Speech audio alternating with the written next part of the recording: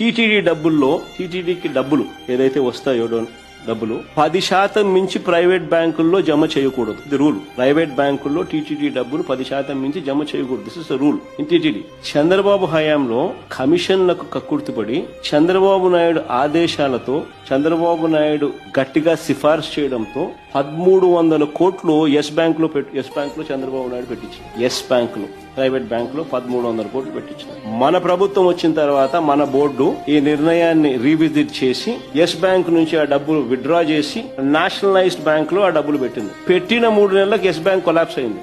చెప్పండి స్కామ్ ఎక్కడ? ఆ డబ్బులు తీసిన 3 నెలలకు ఎస్ బ్యాంక్ కొలాప్స్ అయింది ఆన్ దేర్ ఓన్ కౌంట్. ఒకవేళ ఈ డబ్బులు ఎస్ బ్యాంక్ లోనే ఉండింటే ఈ 1300 కోట్లు ఏమయ్యేటి? మరి ఏది స్కీము?